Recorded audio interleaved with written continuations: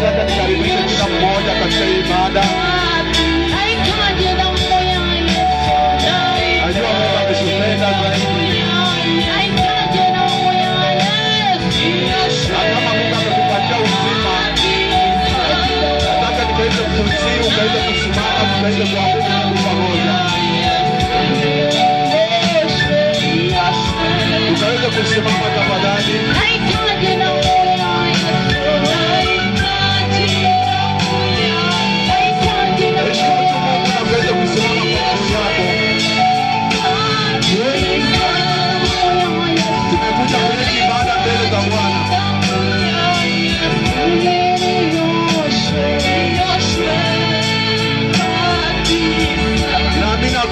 Hakuna yule ambaye juu ya Mungu. Jisikia kuwa huru mnapomwabudu Bwana wa mbinguni.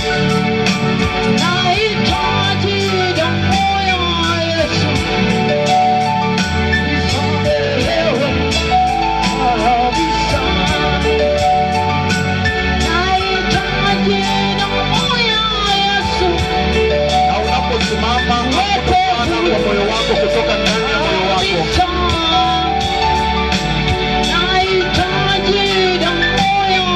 ili damu ya Yesu iweze kupata nafasi ndani ya maisha yako.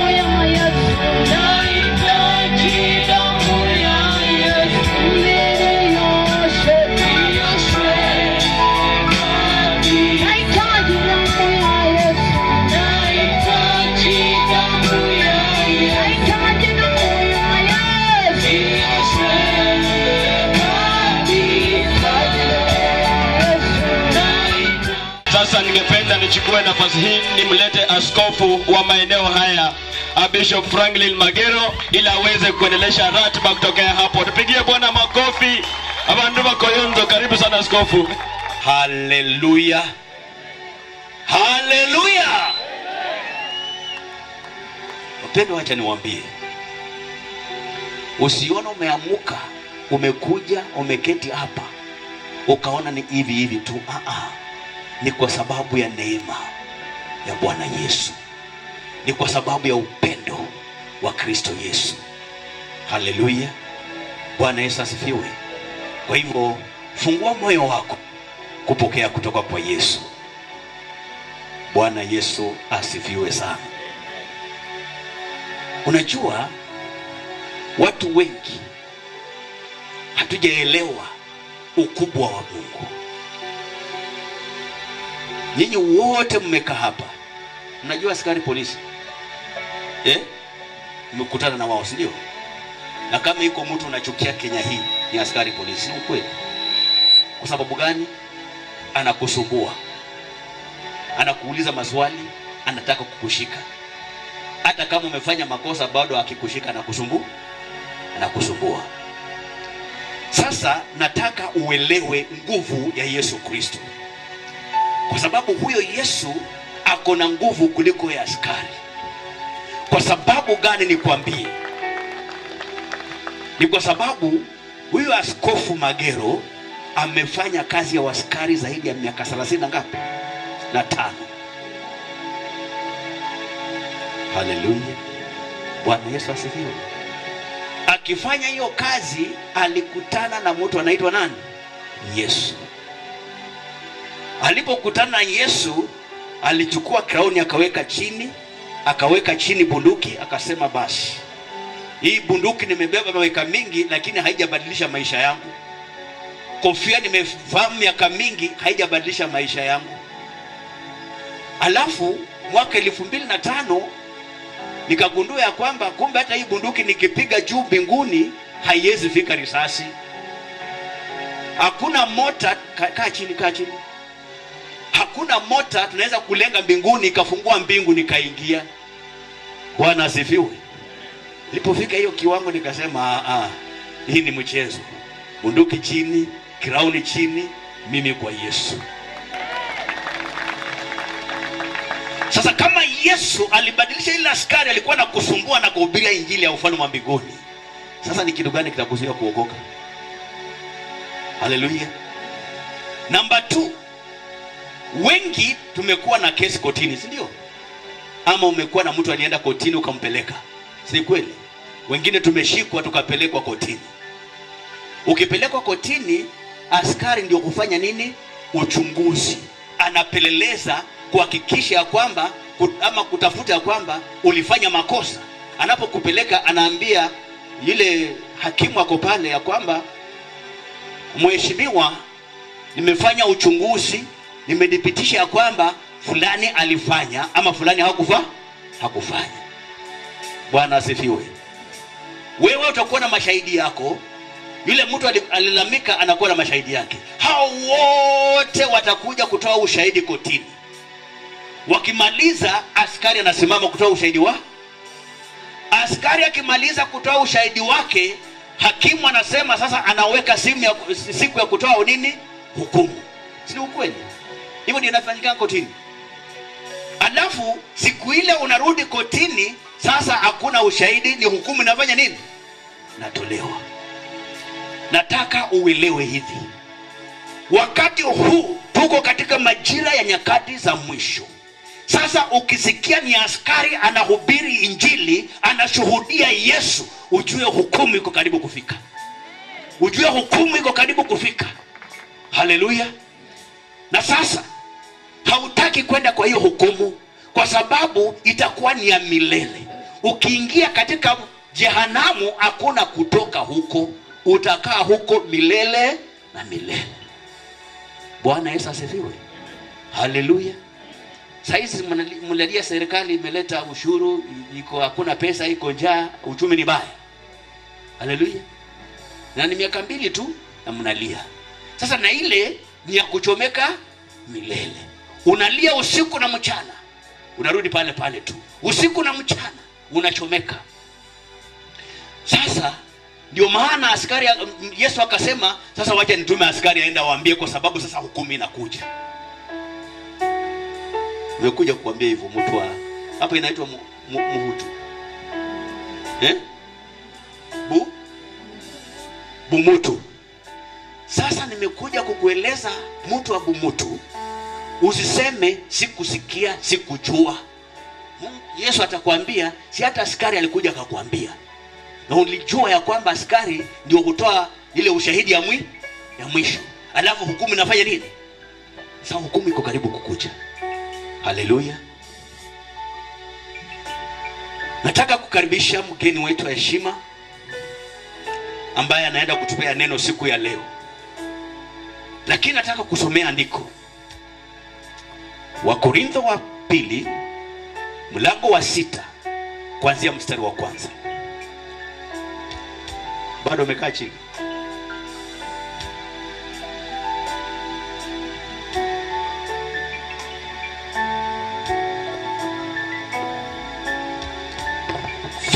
Second Corinthians chapter number 6 verse 1 and 2.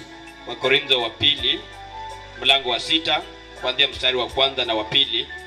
Biblia inasema,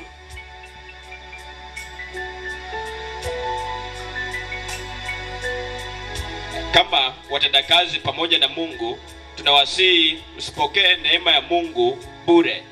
Kwa maana asema, wakati wangu uliokubalika nilikusikia, siku ya wokovu nilikusaidia. Tazama, wakati uliokubalika ndio huu, siku ya wokovu ndio sasa. Haleluya. Bwana anasema tumekuja kama watenda kazi wa Jehova kukukumbusha kwamba kulikuwa na wakati ulikuwa na hali fulani, ukamwomba Mungu akakusaidia ukapita. Licha ya kwamba haukuwa umemjua Kristo, licha ya kwamba ulikuja hujaokoka, lakini alikusikia akakukomboa. Bwana asifiwe. Haleluya. Lakini anasema siku ya leo ndio wokovu wako umekaribia. Siku ya leo ndio wokovu wako umekuja. Haleluya. Mimi sihubiri, nimesema nataka kukaribisha mnenaji, na hivyo ninamkaribisha kwa hiyo style. Bwana Yesu asifiwe. Waibrania 3.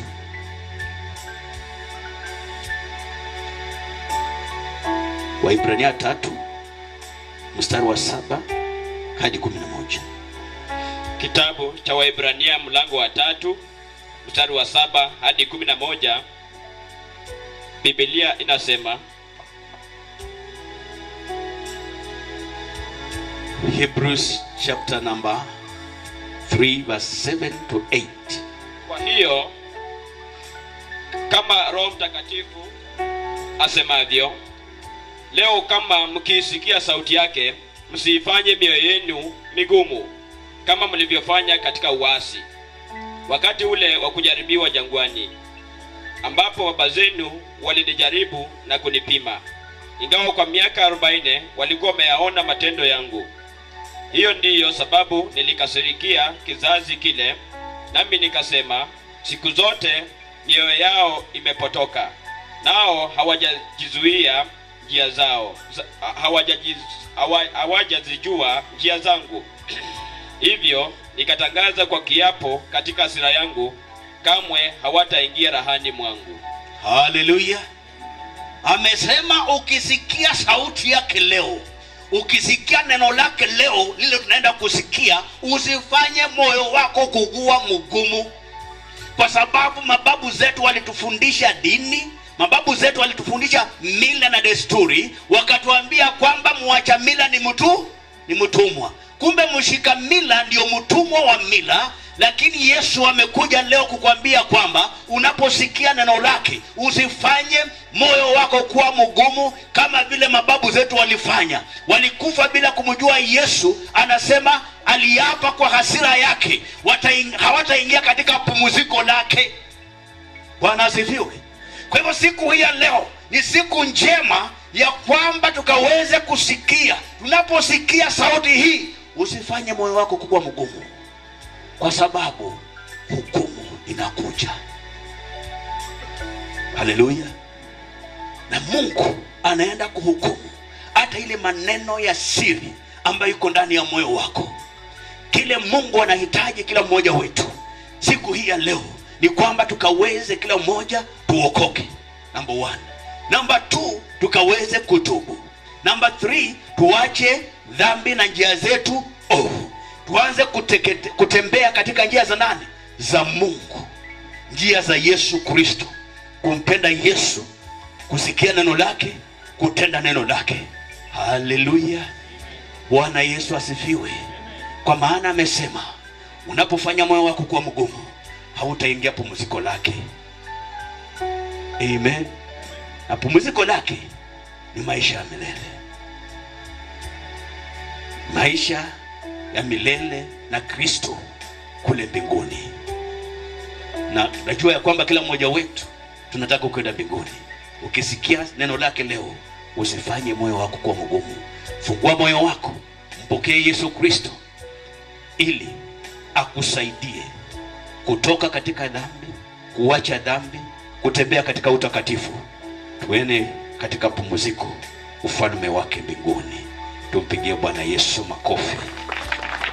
Haleluya! Hiyo ilikuwa introduction.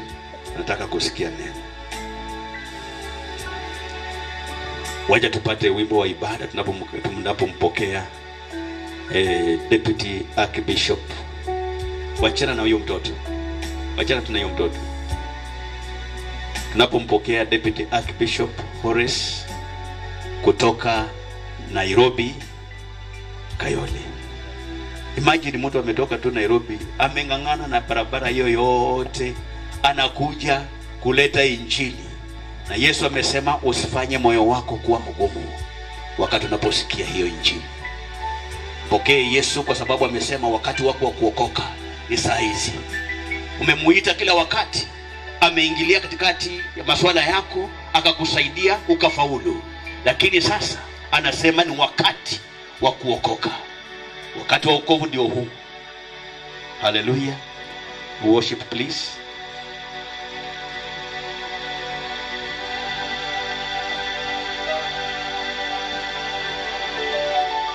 You are wasting time.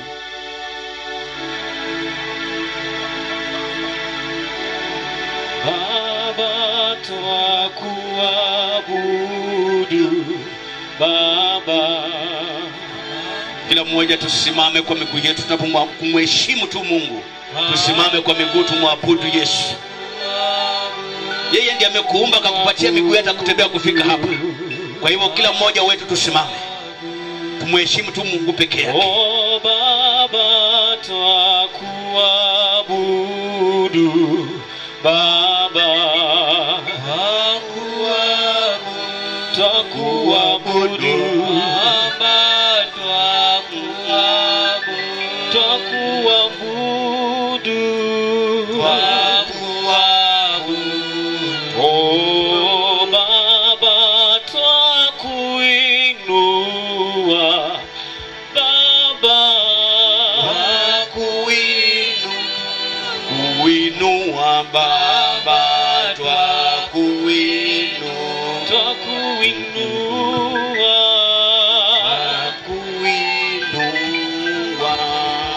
Baba twakuabudu Baba, kuabudu Baba,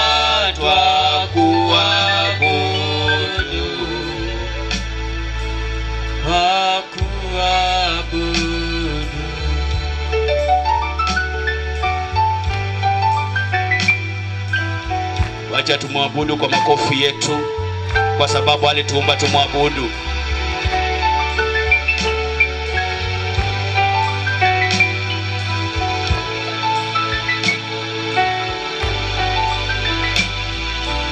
Oh Baba twakuabudu Baba,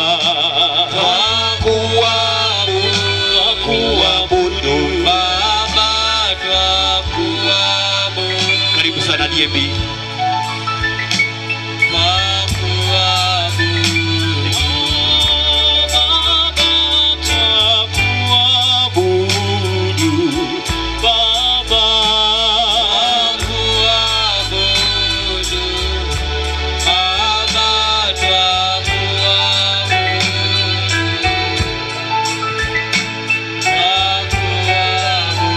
Oh Baba twakuabudu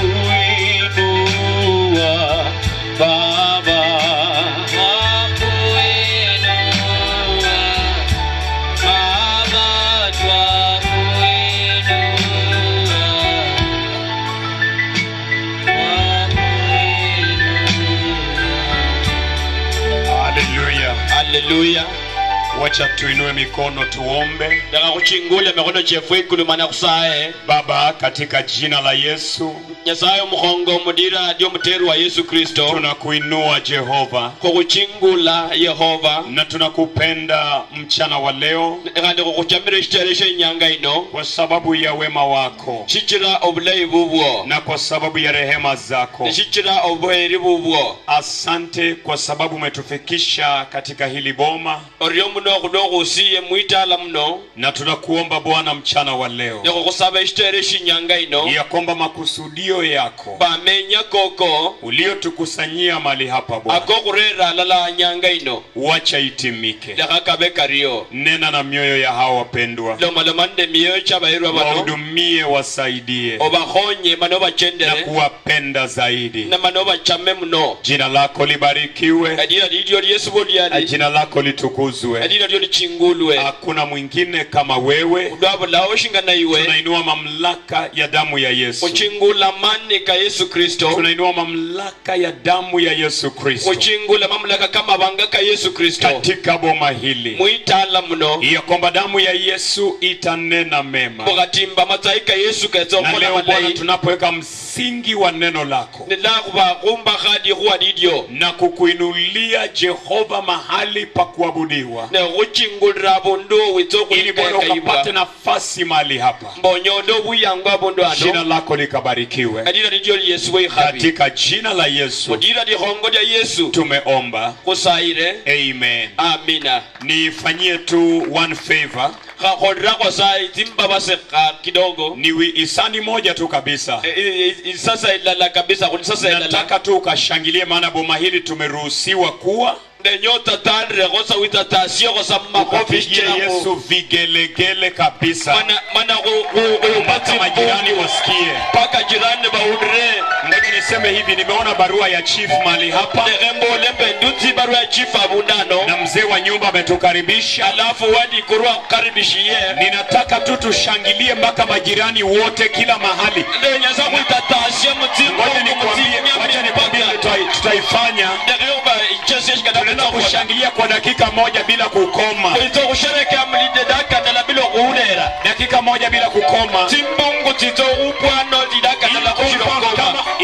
Sijui kama tumeruhusiwa kukimbia mali hapa na kushangilia Yesu. Ngolo kaka baba na kuruhusu kwiruka ruka ndio kushangilia Yesu. Kama unataka kutoka kwa tent ukimbie, tunaona compound ni kubwa ya ajabu. Nikaka boka tonya ndo kuna mwiye mama na wirushe sa round chodi kale na Tuinue Yesu mali hapa. Enye kumanye Yesu abundano. Let us go vigelegele.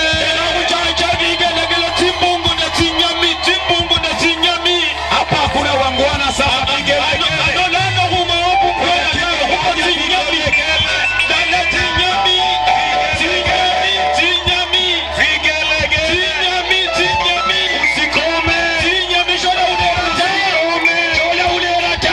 Usikome. Shona ulerata. Vigelegele. Tinyami. Uko tinyami. Uko tinyami. Vigelegele. Tinyami.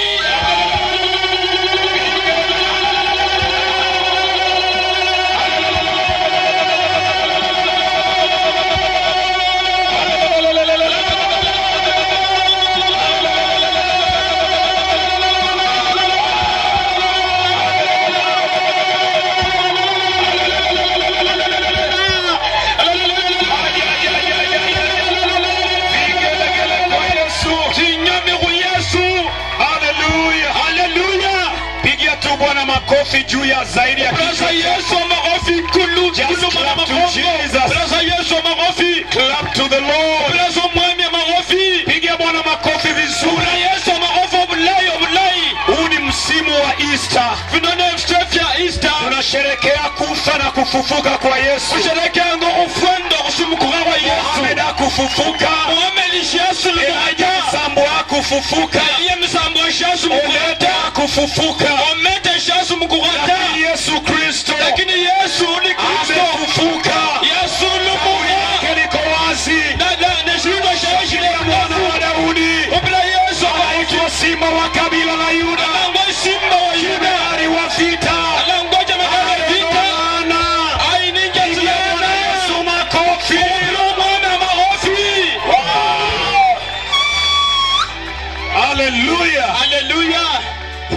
Lord, salamia mwenzako. Bwana Yesu asifiwe shesio washio. Patie nafasi, salamia watu watatu. Ndio kwese buyango shesio abantu bataru babaka. Salamia watu wanne. Shesio abantu banne. Salamia watu watatu. Shesio abantu batbaka. Salamia wao kabisa. Shesio muno.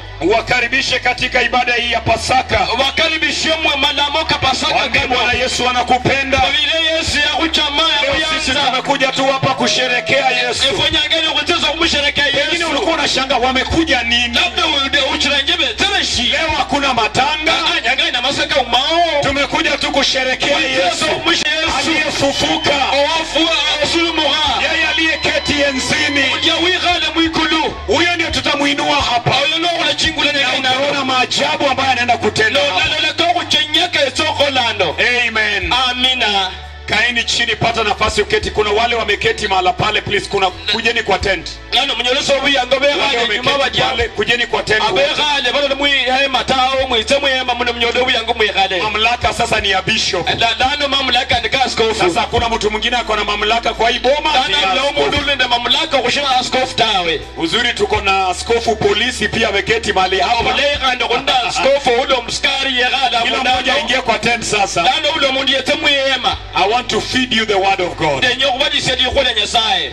My name is Deputy Archbishop Horace. Adira nije na mgonye riwa askofu mgongo Horace. Tumetoka Kayole, Nairobi. Barudre Kayole, Nairobi. Na tunashiriki na ndugu yetu Senior Pastor Chris. Nibalamanga ndo mukamba msinjirisi Chris. Na ilikuwa ni tamanio letu. Niliberedie nyajefu mno. Wakati tulikuwa hapa. Dakwala ndo mwisho. Zika ndugu yetu mpendwa. Ndugu ya birango msiano fo mpendwa. Wacha niseme kwanza hii si ibada ya makumbusho. Denya kwanza mbole mbika inoshinde kalama lamo ko kumbuka. Na hiyo siku tukaamua tukiwa hapa. Inyanga idia kwa mwana kwa dano. Hatutaruhusu matanga tu ndio tukutanishe kwa hii boma. Shikana ba maskaganda kezo kunga se mutana kunasawe. Tutakutana mara kwa mara. Ndugu wanda kuisokwaka na ngabule shise. Hata ikiwezekana kila mwaka. Kata ni kama mbundala kumwaka. Kusudi ni kwamba kila mwaka tukamuinue Yesu kwa hii boma. Ili mbogatimba bule kumwaka mchingule Yesu mwitala mno. Na wakati tunamuinua Yesu kwa hii boma. Ndio kumchingula Yesu mwitala mno. Shetani na laana za ukoo na mapepo wake wanapaku wakienda. Shetani ndefila monde mapepo. Na wanaachilia watu huru. Kama yanakatsia nikadekula bandube. Hallelujah. Hallelujah. Leo hii nimetembea na overseer wangu mpendwa kutoka naye Kayole pale. Na nyanga ina njende ndo msinjirisi wanje wadachama sana na Kayole. Emmanuel. Alango msinjirisi Emmanuel. Yetu mikono. Uchingu rasta mikono. Pia nasimamia idara ya wanandoa. Pagandi emeranga banduba kutesha. Nimetembea na watu kadhaa. Njende nda bandu kadha wakadha. Iya ni worshiper tupungie tu mikono. Alango iya ni worshiper. Uchingu mikono cheo. Kuna driver wangu. Nende driver huwe uirisiye mtoka ambaye pengine amepumzika. Labda tiro kuuluka abudu na nilijua ya kwamba mkutano ulikuwa na vita kabisa. Manyiro mkutano kuno kuberende miero mno. Kwa sababu tulikuwa tumepanga kuja magari mawili. Chichira kubero panyiro kuza magari kabiri. So kuna timu imebaki. Kunende timu itonyeleyo. Ikiwa tunapanga kuja. Takubero kupanga ngoko. Sasa lile gari lingine ikapata tu accident. Kabla siku ifike. Alafu so mtoko kunyola sajali. Ikawa sasa yuko garage. Dano nikuba mkutie mgarage. Kajua bus. Nemanya bus. Bwana amekusudia tukae mahali hapa leo. Lando mwami Shetani apende asipende achukue mwembe ya meze. Yaza chama dobe mkuro duembe. Hatimaye tuko hapa. Lakini dano kwa Yesu kuhubiriwa mahali hapa. Yesu dana kambwano. Hallelujah. Hallelujah. Hatujakuja kufanya mchezo. Kuja kwa mambo nyeti sana ya ufalme. Muhimu sana kama ufalme. Kwa hivyo ibada hii ya leo itaenda hivi. Na kulua malamuki nyangani kalatakari. Ninaenda wacha nipeane ratiba yangu sasa. Ya alane ndere mwelekeo kwanje bulano. Ninaenda kuwafundisha neno. Ndio kubeche siadi huwa. Taka niwafundishe neno. Ebeche siadi huwa. Ili ukabaki na kitu ya kushikilia. Ilo nyoleshi ndisho kuitirira huo. Kisha baada ya hapo. Na waka madabu ena. Tunaenda kusanyika na kuleta toba. Kuitalano nendo kuika ya kaiya. Tunaenda kumuita Mungu. Ulenda anganya saya kubere. Pengine ulifikiri ni mkutano ya mkasa wa chief. Hapana. Labda upare njeno mkutano kwa dikuruta. Mkutano sasa wa Yesu Kristo. Kuna mkutano kwa Yesu mtakatifu Kristo. Tazama mkutano. Na sasa enjele sijo mkutano kisha tutaomba Mungu. Na dano kuna msaya saya. Hiki kinaenda kuomba Mungu. Shijiji shindo shito kumsaba Nyasaye. Wako tayari kumuomba Mungu leo. Ngaba ni tiyari okusaba Nyasaye nyanga ino. Tunaenda kumuomba Mungu Kwiza okumusaba Nyasaye. ataweka watu huru, Dara abantu balafungula abantu bebe.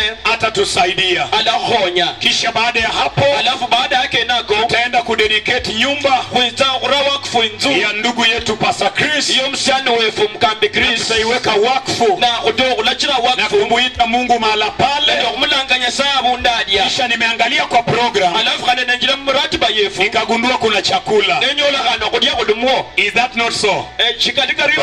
Bas, kuna kuku. Kudwa kulinda ingoho ire. No, siko sure, wacha nisiingie kwa menu, wacha niseme tu kuna chakula. Yakaenda shoku njira mfindu viteshiro na Lazima ukule hicho chakula. Ni lazima wesikanda ulagifya Hata mimi nitakila hicho chakula. Siasa ndio kudisha Maana mkesho. chakula ni ushirika. Chichilamo kudia no Ambia mwenzako leo Easter imekupata mahali pazuri. Biro washu Easter kunyora abundandai. Na ninajua niko na ukoo jamii hapa wazima. Ne manyire enenda abantu banjangana balamu. Hallelujah. Hallelujah. Na majirani pia wako mahali hapa. Nenda kandi bajirani befwe balabunda. Hallelujah. Hallelujah. Leo hii Inyanga ino nataka niwazungumzie. ndenyo kuloma konne. So nishapeana ratiba. Ho emaro kwa Alafu tunaenda kuabudu Bwana. alafu kutokwika ya Na kabisa Yesu ataabudiwa mahali hapa. Yesu yetokwika ya kairwa bunda. Na wageni wanakuja mahala pale. Onenda abachene beno dani beto kula mshirika. Pastor Chris, wacha niseme hivi. Omukambi Kristo gembolendi. Sikujua nitapata compound imejaa hivi. I was expecting only a few family members. Maybe my approximation was 2015. Shemanyende ndanyola abantu betule mwitana Kumbe crusade mzima kwa village. Crusade mzima kwa village. Kaneno mkutano kwa crusade mwitana mulwanyi. Na najua kuna wale wenzetu wametoka Kakamega wako wapi? Ne manyire ko ndabantu baliweka Kakamega badiena.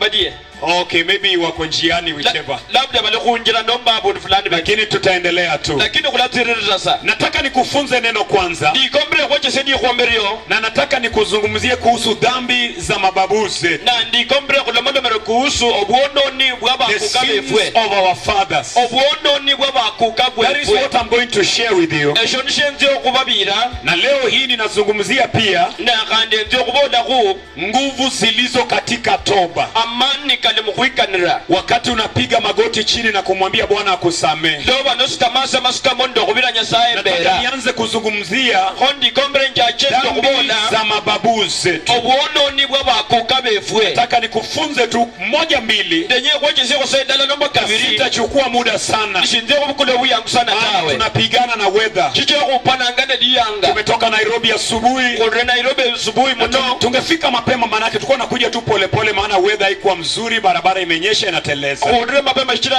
weda shiberida isana tawe shana shubere shira resha muno kudoku bere ifula nde diyanga shikana muno. Nataka tukasome Lamentation 5:7. Ko kwenya kusome Maombolezi Maombolezi 1:7 5:7. 5:7. Lamentations, maombolezi. So, sema tu maombolezi basi. Maombolezi 5:7. Lamentation 5. So wacha tufanye hivi. Nikienda Kiingereza una switch Kiswahili. Sawa, nikiwa Kiswahili unaingia channel O, si ndio? Amen. So Lamentation chapter 5. Maombolezi mlango wa 5. Nataka nisome tu vizuri kwa Kiingereza.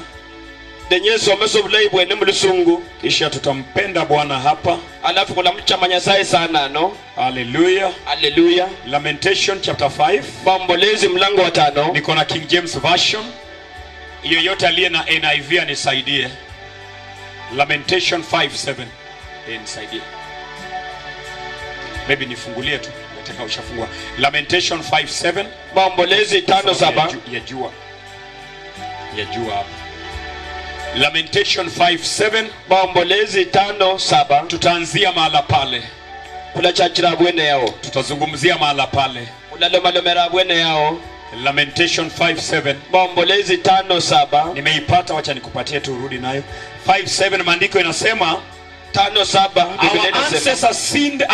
Our ancestors sinned and are no more. Mababu zetu walitenda dhambi na hawapo. And we bear their punishment. Nasi tumebeba gharama yao. Wacha niseme hivi, maandiko inasema Dekembolendi ndake banjeli olanga. mababu zetu walifanya dhambi Bakukabefu bakodo bwononi na hawapo tena. nishibaduo tawe. Maandiko inasema ya kwamba Ndakano ibo olanga mbu sisi tumebaki kubeba ghadhabu yao. efwe kutonyere kuchinga makosa kabwe. Nataka ninene na wewe mpendwa, Andikombre mbolende wewe mwerwa. nianzie mahali hapa. Nenjachira bundano. Ukisoma Biblia katika kitabu cha Mwanzo, No soma indakano kitabu sho chachiro. maandiko matakatifu inasema Indakano ibolanga. wakati Bwana ameumba binadamu Elanya saya longo na mundu. akaumba mwanadamu Namulongo mundu. na akampatia masharti, Namuwesia amakaba. akamwambia usitende dhambi, Nambile shola kodobono nitawe. usifanye dhambi. Shola kodobono nita. Na tangia nyakati hizo Urlo tinyangezo. wanadamu akakataa kumsikiza Mungu, Mundu nalo bakumurecheza nyasaye. akaingia katika dhambi. Yenjira mbono ni. Na wakati aliingia katika dhambi, Yenjira mbono ni. maandiko matakatifu inasema Evanjeri bolanga. wakati Bwana alikuja La mwami yeta. akapata mwanadamu Namunyondo mundu. ameingia katika dhambi. Yenjira mbono ni. Wale ni mababa zetu wa kwanza. Bajani bakukabefu bamberi. Jina mwanadamu limetokana na neno Adamu Ediro mundu lirure kwa Adamu. kwa lugha ya Swahili. Mulolomo Adamu nuswahili. wakati alitenda dhambi Hata mulea kodo wono na ni. dhambi ikaingia Na wono ni luwinjira. katika maisha ya mwanadamu. Mulambo mundu. Ukisoma kitabu cha Mwanzo 3 Na usoma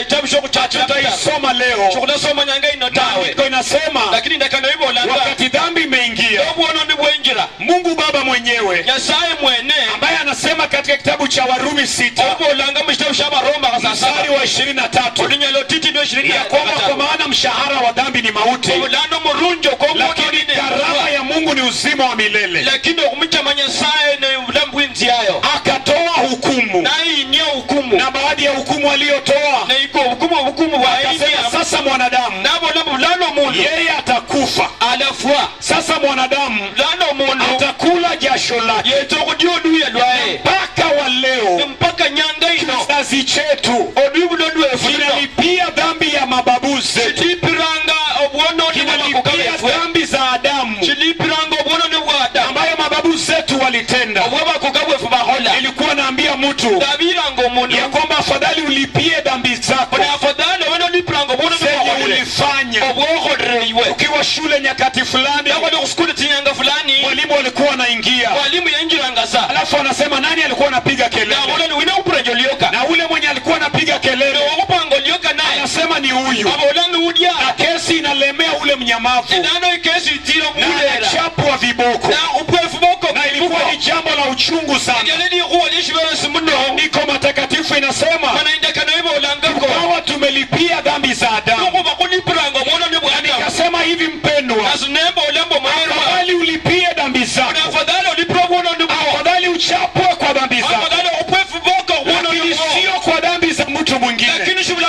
mwono ni mwono ni ta. Lakini maandiko yanazungumzia Lakini ndaka na ibo ulanga ko. chanzo na kiini cha dhambi. Abuchachiro nomba Maandiko inasema ndaka na ibo ulanga. mababu zetu walifanya dhambi Bakukabefu baholo bwono na wako. nishibaluo ta. Bwana aliwaua, Nyasaye yabera. Bwana aliwamaliza, Nyasaye yabamala. lakini leo hii Lakini nyanga ino. mimi na wewe Eshe nawe. tunalipia dhambi za mababu zetu, Ulipirango bwono ni wabakukabefu. tunalipia mpaka kizazi cha 4. Ulipiranga paka lane shi olumdo lwakane. Leo hii nataka nikutembeshe Nyanga ino nenye uchosi. katika dhambi za mababu zetu, Mubwono ni na wabakukabefu. nataka nikuambie mpendwa Nenye kubira mwerwa. kwamba hakuna chochote kinachotendeka kwa maisha ya mwanadamu Ushumoshi olekanga maisha komundu. ambacho ni cha kawaida. Eshindisha kawaida tao. There is no coincidence Hakuna jambo tu la in kawaida. the kingdom of God. Katika ufalme wa Mungu. There is no by the way Hakuna tu jambo la baada. katika maisha ya mwanadamu Katika maisha ya mwanadamu. ati ilikuwa tu ni bahati mbaya. Mboka kaiyanisha bahati There is mbaya. nothing like that. Shumashi nungeshe shotawe. Hakuna kitu kama hiyo. Shumashi nungeshe shotawe. Ukiangalia jamii fulani Noe ngodu iblo do ijabu ambapo fulani. usherati imekithiri katika hiyo boma, Nobu ye ili usamuma mumenye mshimenyesho. kwa hiyo boma wanaoa tu bibi wengi, Mwita alomo bae cheshi. wanaoa tu bibi 3 2. Wateshinja bakasi Kuna chanzo. Kunyendo luchacho olo. Ukiangalia katika jamii None ngamu luiblo fulani. ambazo wamefungwa na laana ya ulevi, Ababoywa sande obumesi. wamefungwa na laana ya ulevi, Ababoywa sande shidamosho obumesi. haikutendeka tu, Shishacha kasatawe. kuna chanzo. Kunene washarula. Sitachukua muda mrefu, dakika 20 tu tunamaliza. Sheze ukula uyango murame tadaka za 20 ndabone Kuna bale. chanzo mpendwa. Lakini kunendo luchachiro. Ukiangalia jamii fulani Olole ngodu iblo fulani. ambao kila mara Ambo bude shise. wana afya mimba, Baininje satsinda. ama mimba inatoka tu, Nanyo katika hizo jamii. Ukweli ni kwamba kuna chanzo. Kuna chanzo cha kila kitu. Ukiangalia jamii mbalimbali ambapo wanaume hawezi kukaa katika ndoa, any marriage, sio cha kawaida. There is a reason why. Leo hii lazima ujue kenye kinakumaliza. Ambia mwenzako, turn to your neighbor, na umwambie leo hii lazima ujue kenye imekuua wewe.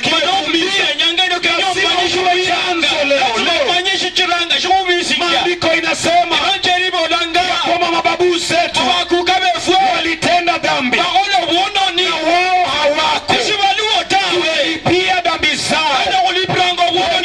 Tunatoka katika familia ambazo mababu zetu walikuwa wachawi, walikuwa waganga na waliibia watu. Na leo hii unashangaa laana ya damu haishi kwa boma yako. Nimekuja kukuambia kwamba kuna chanzo.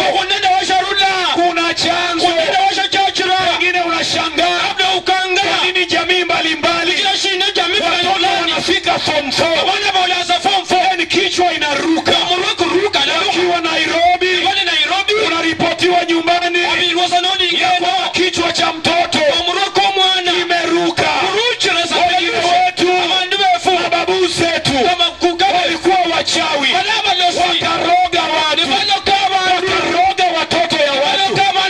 Mungu akaapa mbinguni, akasema vivyo hivyo jamii yako, familia yenu hakutakosekana mwenda wazimu.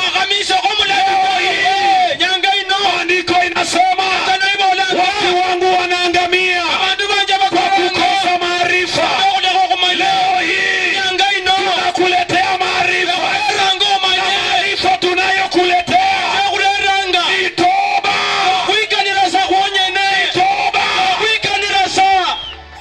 Pigia Bwana Yesu makofi na vigelegele na vigelegele.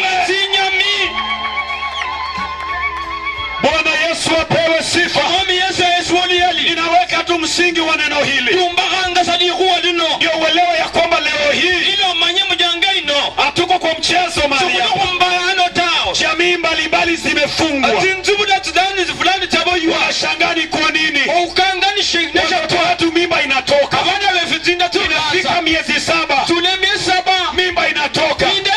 Kuna familia moja nilikuwa nalea, walipoteza watoto 3. Mimba inafika miezi 7 inaenda. Miezi 7 inaenda. Ikawaita kwao, wamwambia hii sasa hatujui mababu zetu walifanya nini. Wengine mababu zetu waliafya mimba, wakasaidia watu kutoa mimba, wakaua. Wengine walikuwa wanaangalia watoto, wanaangalia watu, wanaangalia wamama hivi na macho yao ya kichawi, alafu wanakufia ndani ya tumbo. Bwana akiwa juu mbinguni akasema, kama ulivyotenda kizazi chako pia wataafya mimba. Lakini leo hii tumekuletea suluhisho. Tumeleta suluhisho kwa hili. Suluhisho ni toba.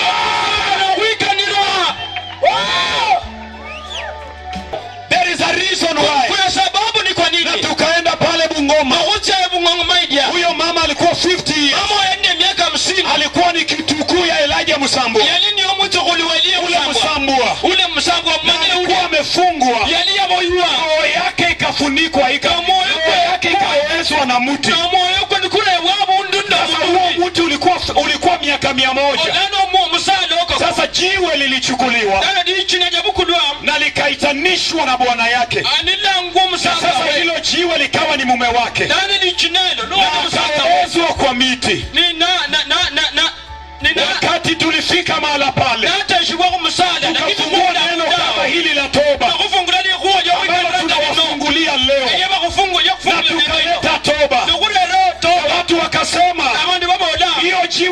kuna mtu anashikanga anashika hiyo jiwe kuja kwa matanga yake sisi tukainua toba na tukanene lile jiwe tukatoa lile jiwe tukatupa River Nzoia hakuna aliyekufa.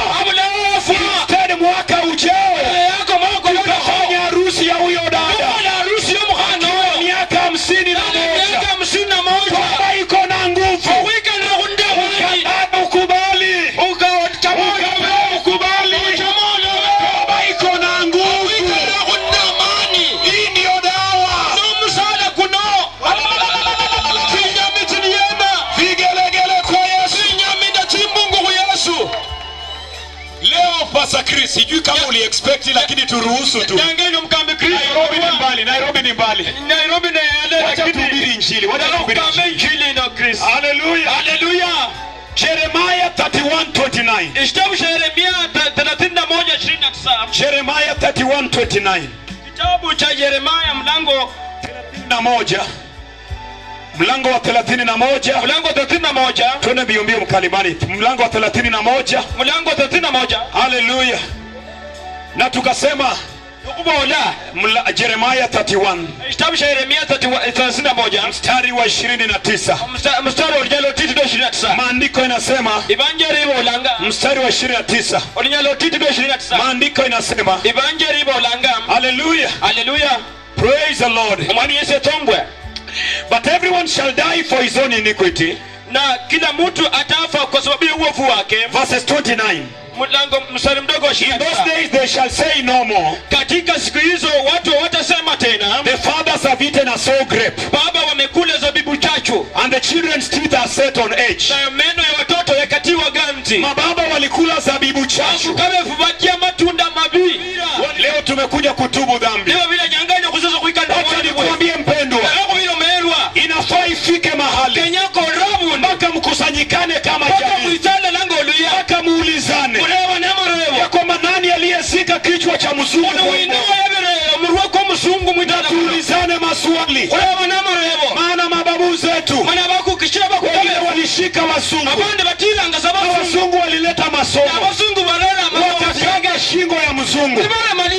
Wakasika. Na Bwana akiwa mbinguni akaapa akasema hiyo familia hawatawaingia university, hawatawaingia form 4. Na ndio maana leo hii kwa hiki kijiji najua vizuri msichana akifika form 1 hiyo mimba, akifika class 8 ndio hiyo mimba, kijana akifika class 7 sasa ameoa. Tunasherehekea ukisema ni maendeleo. Ni maendeleo gani?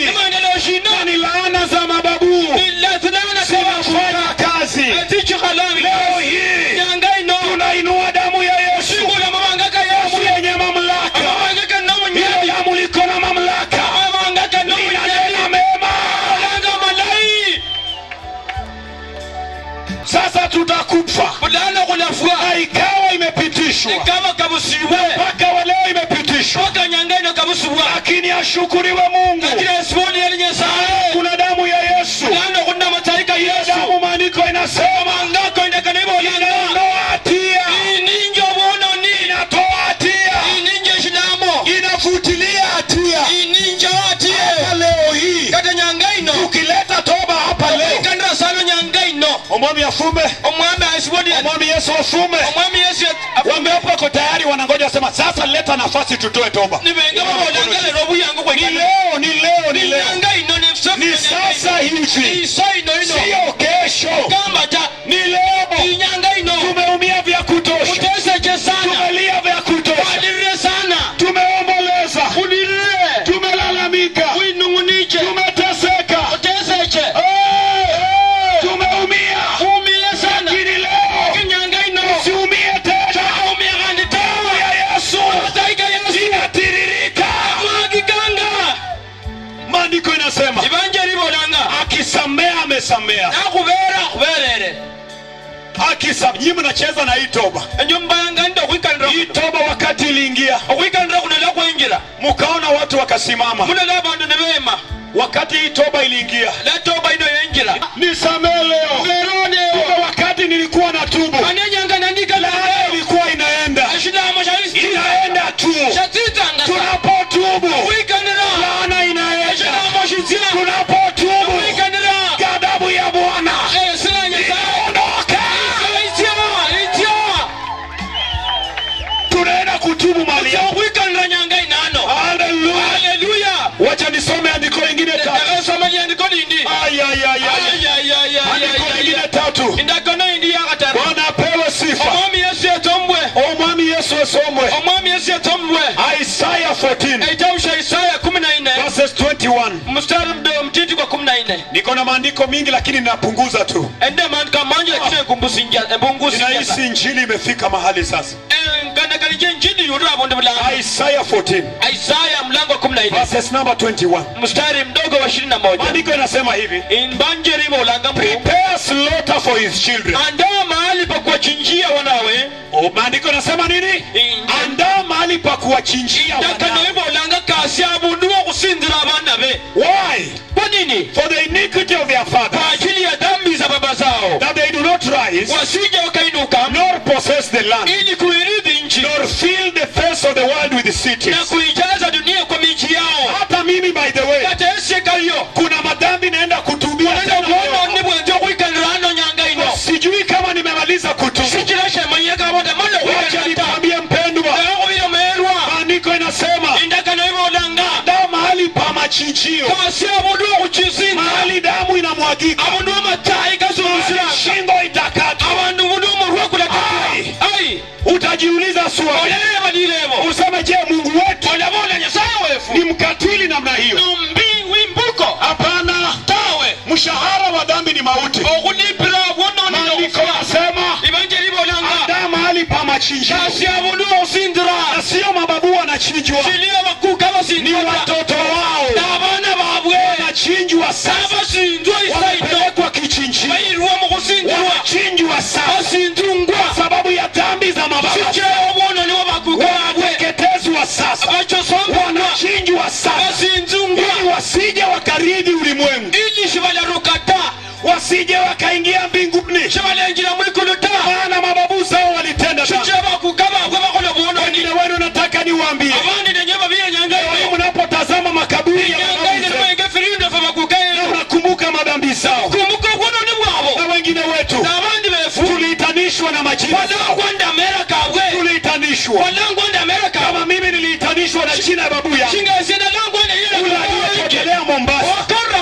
Lakini wakati nilitubu, jina nilibadilisha. Hallelujah. Bwana asifiwe. Simaanishi uende kwa chifu kubadilisha jina.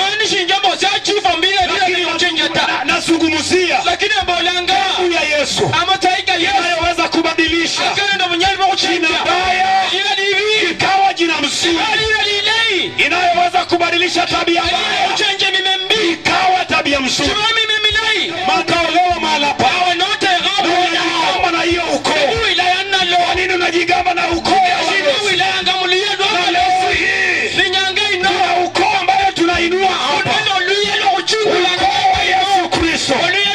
Maandiko inasema Rahab akiwa malaya, Rahab akiwa malaya wa maandiko, akiwa malaya, siku moja akasaidia watu wa Mungu. Na watu wa Mungu wakamwambia, chukua hichi kitambaa nyekundu, funga kwa nyumba yako.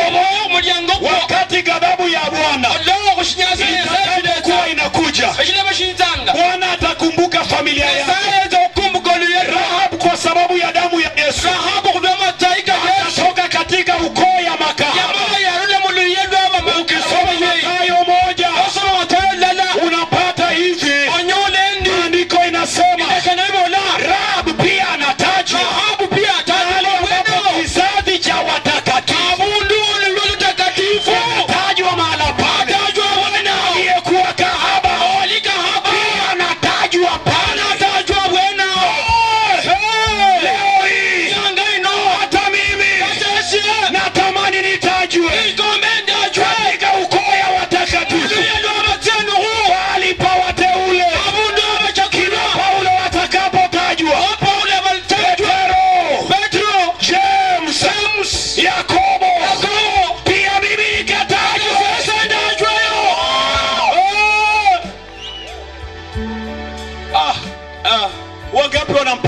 Yesu. nibe ngama mchobera Yesu.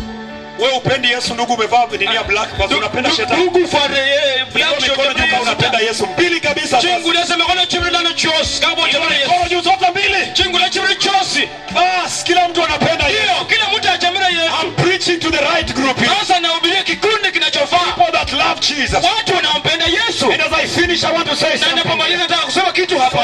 Proverbs 28:13. Bwana sema labda soma Proverbs 13:14 ndio ikala sasa. Ndio ikala. Tufunge sasa. Ndio ikala bulano. Exodus 34:7. Kutoka 34 mstari mdogo wa 7. Exodus 34:7. Kutoka 34 mstari mdogo wa 7. Wora. Wow. Exodus 34:7. Kutoka 34 mstari wa 7. Hallelujah. Na mimi nimesema kwa sababu ya hii mambo. Desembo ndio kudoma kuwa kano. Mimi nataka tu niambie bishop kila mwaka Desembo bila skofu tusanyage village tukiwafunza. Na mimi nitakuja hapo kama. Kulanje village yose ndio kuita. Tukiwafunza. Ndio kuinaba chesi. Kama jamii zetu zipate ukombozi.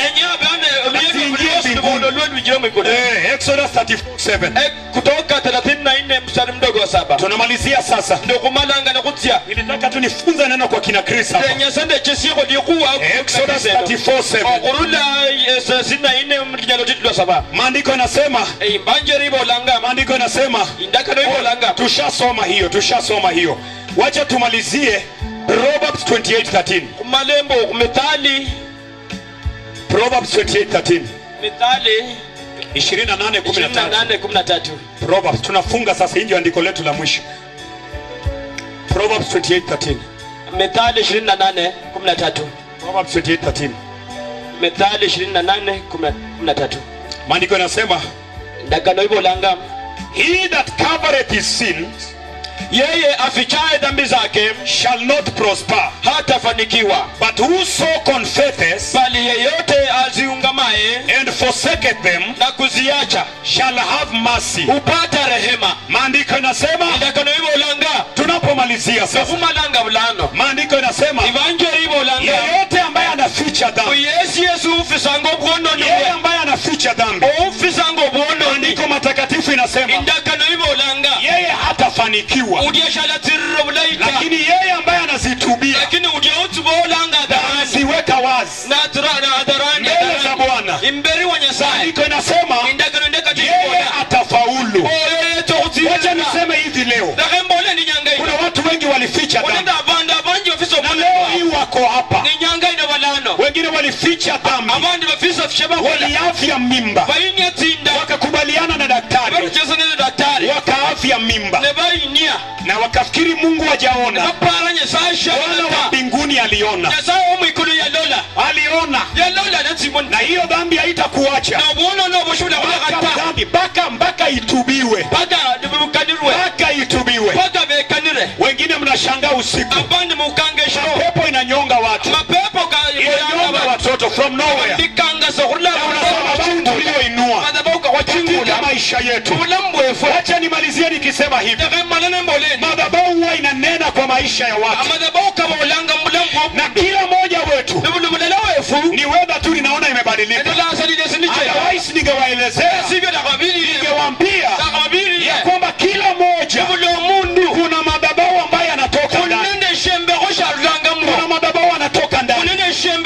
Ukienda Western hapa Bungoma, kuna kitu inaitwa na Muima, na kuna uchawi mbalimbali, na hiyo madhabahu inanena mahala pale, na unaona tu watoto wakifika season fulani wanazimia, watoto wanazimia tu kwa class, maana kuna madhabahu inanena mahala pale. Hayo madhabahu yaliachiliwa, yalijengwa na mababu, yalijengwa na ukoo. Kama ningekuwa na muda ningewafundisha kuhusu madhabahu, lakini nitarudi tena niwazungumzie kuhusu madhabahu. Madhabahu inanena, madhabahu ya uchawi inanena uchawi, madhabahu ya wizi inanena wizi, madhabahu huwa inasumbua watu. Ningewapatia mfano mmoja hata kwenu nyinyi mlio kanisani, laiti mungelioshwa na damu ya Yesu,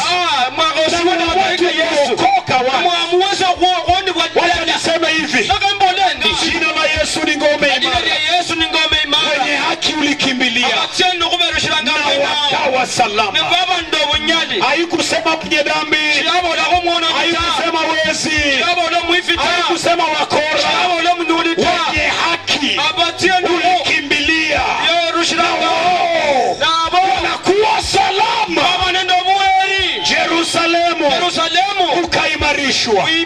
Ilikuwa inajulikana kama mji wa Yahweh. Bwana ulikuwa mahali hapa. Hekalu la Bwana lilikuwa mahali hapa. Sanduku la agano lilikuwa mahali hapa. Na Mungu alikuwa pamoja nao. Sulemani alimwambia Shimei, akamwambia wajua dhambi zako ni treason. You are supposed to die. Lakini nimekupatia jawabu. Kuja madhabahuni pa Bwana. Hapa kuna sanduku la agano la Bwana. Hapa kuna uwepo wa Bwana. Hapa kuna ulinzi wa Bwana. Usiwahi toka, usiwahi kaa nje. Ile siku utatoka utakufa. Maandiko inasema Shimei akakaa pale madhabahuni pa Bwana. Uwepo wa Bwana akaishi mahali pale. Siku moja hata alikuwa amepewa wafanyakazi. Maandiko inasema wafanyakazi wake wawili wakawa wanapigana, wakafukuzana mpaka nje ya Yerusalemu, ya ukuta ya Yerusalemu. Shimei kwa upubavu wake akatoka akaenda kuwarudisha, akaenda akapita gate. Wakati mfalme aliambiwa ya kwamba leo hii mfalme Shimei amekiuka, kile wao ulimwambia ya kwamba kulingana na dhambi zake asiwahi toka mahali Bwana mahala pale. Nitawaneneni kuhusu madhabahu nitakaporudi kwa season 2. Hallelujah. Na hiyo siku naomba Mungu akatusaidia. Hallelujah. Utakaposikia ninakuja, tufanye mkesha tukachome nyama wala tusishane na kuleta toba. Bwana Yesu makofi. Shimei akaambiwa, Sulemani akaambiwa, akaita Shimei akamwambia umekiuka mkataba wetu, umekiuka. Akamwambia sasa umekiuka. Na Shimei akauliwa, akafa akiwa mpumbavu. Wengine wetu wenu mnajiuliza kwa nini hao watu wanampenda Mungu? Nimalizia sasa. Kwa nini wanampenda Mungu? Tunampenda Mungu, tunakaa mahali hapa, tunaishi toba, tunakaa kwa Bwana. Wengine wetu kulingana na upendo wa Mungu tuliamua mpaka tukawacha makazi. Mimi niliwacha kazi. Sisemi uwache kazi. Have I said you leave job? No. I said niliwacha kazi. Mimi niliacha kazi kwa ajili ya upendo wa Mungu. Nilijiuliza maswali chache. Nikasema kuna ambacho kingeweza kunisaidia ili nikakitumikie injili, nikakitumikie gospel. Na wengine wengi mnajiuliza ni kwa nini wanapenda kuhubiri kila mahali. Kila mahali wanaimba cripple as well. Kila mahali ni mkutano. Tunajua tulistahili kufa. Wengine wetu mababu zetu walitusi Mungu. Suluhisho letu la kusurvive ni kwa madhabahu ya Bwana tu. Heri wewe uko na God Father. Ukisikia njaa unapigia ngo yako wanani. Some of us Bwana alihakikisha ameua watu wetu wote. Ukiangalia east, ukiangalia west, Unaangalia juu. noenga ikulu. Daudi anasema naliinua macho yangu juu. Daudi abona angali tokuchingula mazi Nikatazama mlima. manene nje Msaada kumulima wangu watoka wapi? khonyi bwanje Unaangalia bulai unaona ni Mungu tu. burlasa kunyasaye yene Baki na yeye. ndatonga Ndio naye maana tunaishi kwa neshichira kumenyanga nde tenoko. Maandiko inasema Dakana ibolanga ambaye anaficha dhambi ofisanga obwonone bwe yeye hataendelea, chalatirata lakini yeye lakini udya ambaye ataziungama oulekanira hadharani na mdomo yake nendo olulimi lwe naanze mulokwe kuzitubia mana chacho okutsibola dhambi za mababu zake timbityo na dhambi bakuganyira ambazo ulitenda kwa siri, nende timbityo wakola na pengine abantu ndio bakamanyire unasema mimi sikufanya.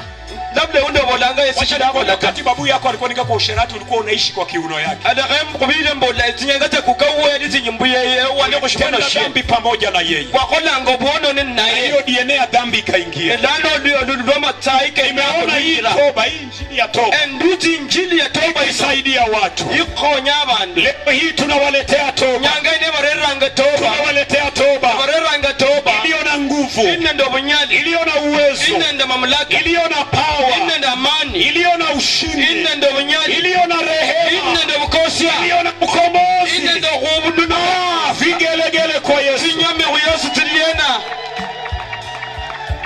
Bas, nimemaliza sasa, bulane madre nimemaliza sasa. madre bulano Kama unataka kutubu dhambi yote katika familia yenu, kimbia hapa mbele. nikakaba wenyine kwikana obwonone bwauli yadulwa itsano isaini Haya, bado mnakaa chini mushikhali na wewe unajua vizuri hizi vitu nimetaja huko ndani. no manyire sa makwa kendajira kana kospeka limuli yaduo limuo Mbio. Ninaombea watu hapa kwa madhabahu. Ala. esabiranga bandano kumadhabaho Simwamuke mkuje. sumusinjira mwite Simwamuke tutubu, hata mimi leo natubu. I'm not exceptional. mimi Leo hii hata mimi nitakuja sijiweki pamoja. kando hata mimi pia takuja Kujeni. nitubu Kuja. ite kuikanire Leo hii ni wote kijiji nyanga ino wote, ite kuja mwesi mbio. ite mwesi Kuja mbio hapa. ite mwesi ano Kujeni. ite mwesi Kuja kabisa. ite Saraundi mwesi madhabahu. ano Tunaenda mzunguke kuzunguka madhabahu. ite mwesi Kujeni wote. ite mwesi Ona, kujeni wote, simameni mkuje tutubu. ite mwesi Ona, kuikanire simameni mkuje, wacha kuangalia jirani yako. yako kwengo washo tawisinjira nuwita Hata ukijifanya atijaingia kata nuwikola bishkenjira takenjire muno hii, hata ujifanye imeingia itakunenea. kana nuwikola bishkenjira Hata takenjire ujifanye aje imeingia imekuja. kano kenjire Yaani sasa wazee, wewe wazee. zinjira Simameni bakululite tulete ukombozi kwa familia zetu. ite kubolele family tefwe Ndio hiyo. Simameni tulete ukombozi. ite kubolele abana befu Nyinyi ndio wazee, mmekaa hivi, mmekaa tu kwa heshima, mmekaa. Na mnajua vitu mlizofanya. mwikale mwikunjira Unajua kabisa. mumanyire amakuwa kamakhola vindu vya makhola Mmekaa mfumanyire hivi kwa vitu mnajua. mwikale kufisala Nijaribu mwikunjira familia kono yangu. mumanyire sindabiyo lwibulo lwanje Ona, kujeni tunamrudia Mungu. ite kumukanishiranga omwami Ona, mimi ndio nimewaamrisha kujeni. esenesi obalangire ite Ona, tokeni kwa tent na nimkuje rule tumrudie Mungu. mwiyembele ite kudira nyasaye Na wewe ulie wasa. ofwana orie nawe bwane Wase. Tibela chibira wasa. irushata timbira mwite Hallelujah. haleluya Praise the Lord Jesus. bwana yesu asifiwe Hapa tunaenda kupiga duru, hata hapa ungwana, kama wewe ni mungwana kando. anokuita okupa Nani amechoshwa? Wacha niulize swali kwanza. Nani amechoshwa na dhambi ya ukoza? uchonyibwe nende obwonone bwoli yadwa bono wina Ainue mikono juu. uchonyibwe nuyo Na nataka nikwambie nyinyi ambao mmekaa chini, angalia hizi familia vizuri. ndenye okubira aba bandu bekhala asi Pia at such a time as this. itakuwa kwa wakati Angalia kama familia zao na mtatamani. mwito kwenga tsinzibula tyabo Wewe ambaye unaangalia kwa umbali asifu, unaangalia kwa umbali mtatamani. enyo mulenjeranga sele mwekomba abantu bano mwito kwikomba abantu bano Wakati mtaona watoto wao wanaenda Marekani, nyanga mwakala abana bebabo basoma paka watoto wao Amerika wamerudi na magari kubwa abana kubwa. bacheta nemitoke mekonge Nasema kuna mhubiri aliyetoka Nairobi. enda mwakabole kudo mkambi undi ya Na Nairobi anatuletea hapa injili. na kurerano ibanje Hatufanyi jambo la ujinga hapa. chokolanga eshindu shombayambayano ta Hapa kwa hizi ardhi tulizika wapendwa wetu wakiwa ano mwililoba muno kwayabira abantu befu tutaabudu Bwana. Kisha tutaenda kwa magoti zetu na kumlilia Mungu. I need some wailing women here, watakaa hapa karibu. kwita omwimbira omwami nokusokuterera omwami ano nyanga ino Tuabudu tu Bwana. ndaka omwimbira omwami Any song. lwimbo lwosi lwosi Mnaabudia tu hapa, msiende hapa. shumulazeta mwina anosa Wachana na wale. Let's just worship. tuabudu tu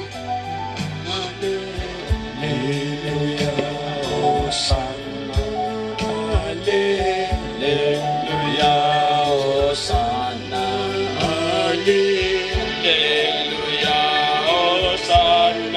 Ian cheza tu keyboard. Sawa. Now it's stable. Hallelujah, Hosanna. Hallelujah,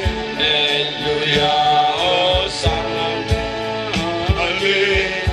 Hallelujah. Hii jambo yenye tunafanya hapa inaonekana ya kijinga, lakini ngoja. Ni ngoja kolanga na vandu badalaga ndio usuru, lakini indesa mlalola. Mzee wa Iboma kuja hapa. Mzee ni tala unaitano. Na hii jamii mzima ya Iboma. Na the family ya itala ndio ite. Pandini juu. Pandini juu jamii mzima. Nine kulu kubwalano, nine kulu kubwalano. Tunamulilia Bwana hapa. Nine kulu kubwalano. Kunenda Nyasaye kubwalano. Na leo hii inyanga nyinyi wote enywe mwezi mnaingia katika madhabahu. Kuinjiranga mkanisa. Naenda kuzungumza na nyinyi. Ndio kubola walio Nairobi wote. Bali Nairobi boss. Mkiangalia maisha ya Kristo vile Bwana amemuosha. Moyo ngama ile mlango wa Kristo kanisa mosi ye. Hosanna. Hallelujah. Hosanna. Hallelujah. Simama kwa mami. Hosanna. Hallelujah. Hosanna. Hallelujah. Hosanna.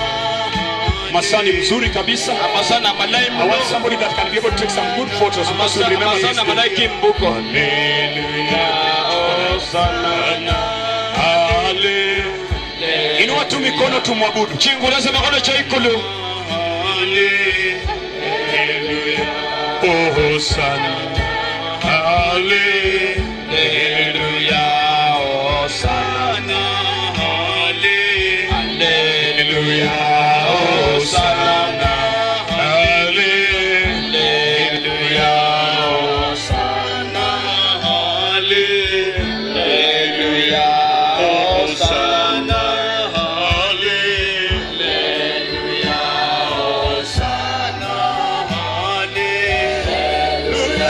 Hosanna. Hallelujah. Somebody aturekodie tu hii worship na simu atatupatia. Hallelujah. Record to na 10 beautiful 10. Hallelujah. Hosanna. Hallelujah. Hallelujah. Hallelujah. Hosanna. Hallelujah.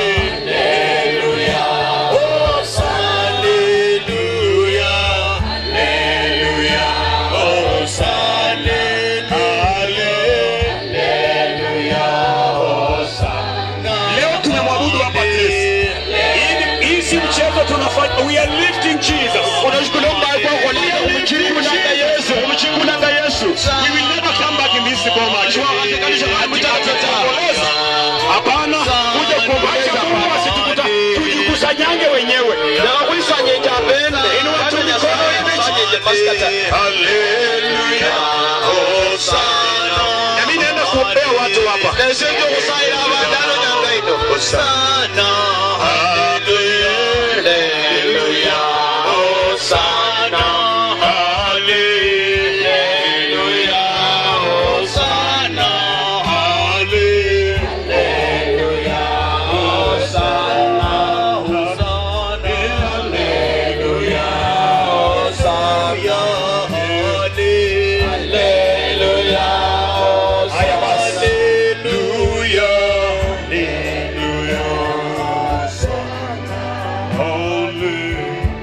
Basi nataka tukainua mikono kwanza tukarudie Bwana.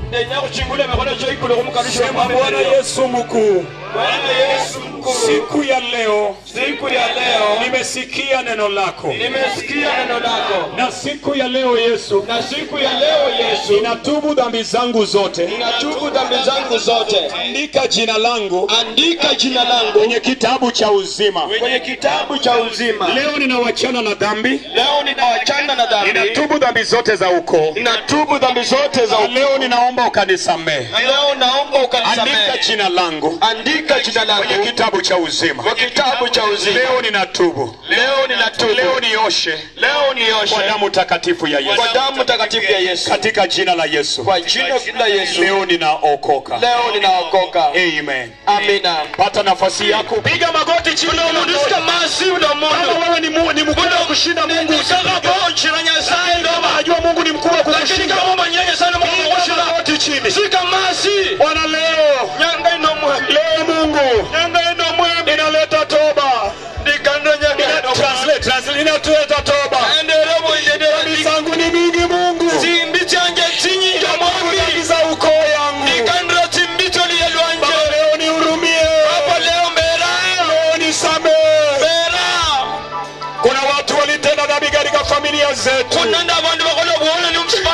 tukatenda dhambi Mungu, na malana za ukozi katufuata Bwana. Ni mababu zetu walizika watu Bwana, wengine waliafya mimba Bwana, wengine Jehova walifuga nyoka Bwana, sisi tulifuga nyoka Bwana, tukapiga watoto wenyewe vikumba. Leo tunatubu Mungu, tunatubu Jehova wa mbinguni, tunaleta toba leo. Nihurumie Mungu, nihurumie Jehova, inaleta toba leo Jehova, niaba ya Kenya Bwana. Jamii yangu Bwana ilikutenda dhambi, jamii yangu ilikuasi Bwana, na leo hii Mungu tunashangaa kutakuaje Bwana.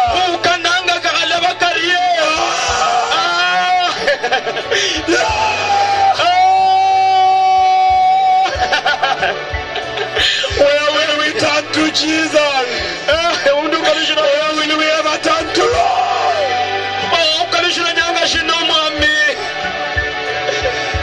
Today, our repentance, Jesus.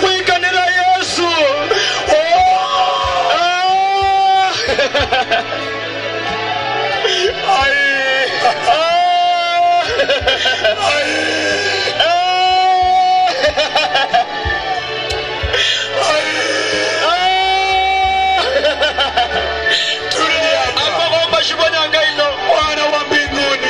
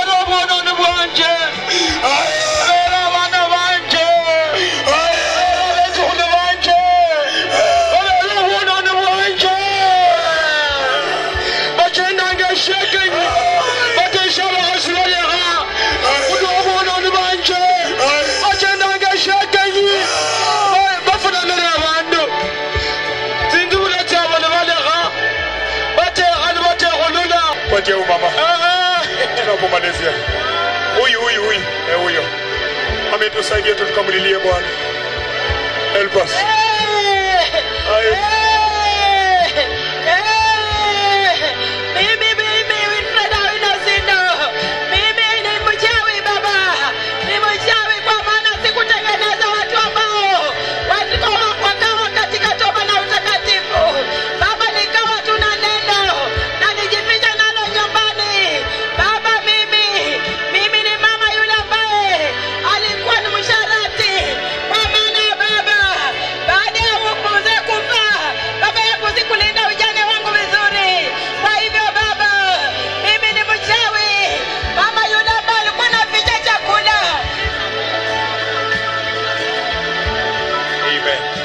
And then the Father, baba wa familia utatumalizia, utaleta toba. Yes, thank you. Inaleta toba katikati ya hii familia. Katika hii familia tumelelewa maisha ambayo haijampendeza Bwana. Ningependa kuleta toba katikati ya hii familia, sababu tulipokuwa tukikua tumepika pombe kwa hii familia. Tumepika pombe ya busaa kwa hii familia. Hii ukoo imejulikana na walevi. Kulikuwa walevi katika hii familia. Tumeoa wanawake wengi katika hii familia. Tumemkufuru Bwana. Tumenenda kinyume na mapenzi ya Bwana. Tumekuwa wachawi katika hii ukoo na hii familia. Tumeoa wachawi. Tumekubaliana na uchawi na giza. Tumeishi katika usharati, katika tamaa za dunia. Tunaenda kuleta mbele za Bwana toba. au kwamba Bwana tusamehe, atuoshe na damu ya Yesu Kristo. Baba, nakuja mbele zako mchana wa leo katikati hadharani, Mfalme, nikitubu kila aina ya dhambi ya huko, dhambi ya ulevi, dhambi ya busaa, dhambi yote ambayo tumefanya ya mababu zetu, dhambi ya uwaji, tuliua tukazika watu ambao hawakuwa na hatia. Mchana wa leo Jehova, Jehova, wana nisamehe, nisamehe Jehova, nisamehe Jehova. Tumekuasi, tumenenda kinyume na mapenzi yako, tumeenda kwa waganga, tumeabudu sanamu, tumeabudu miungu ya kigeni. Mchana wa leo ninatubu Mfalme.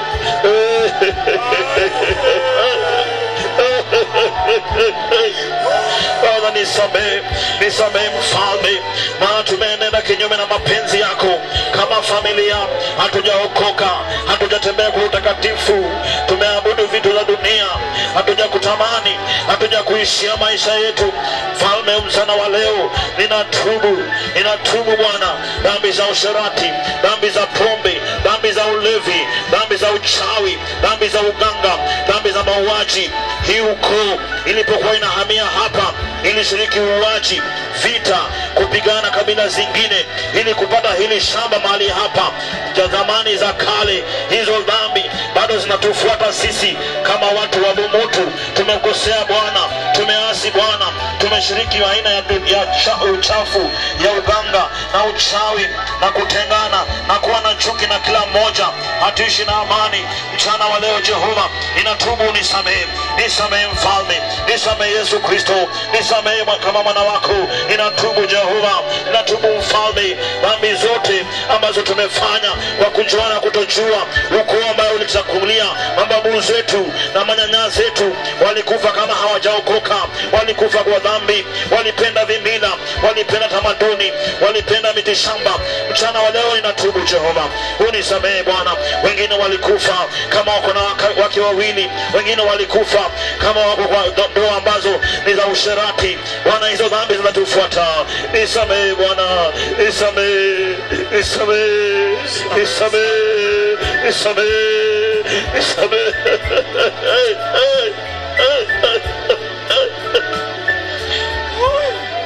Father, have mercy, Lord.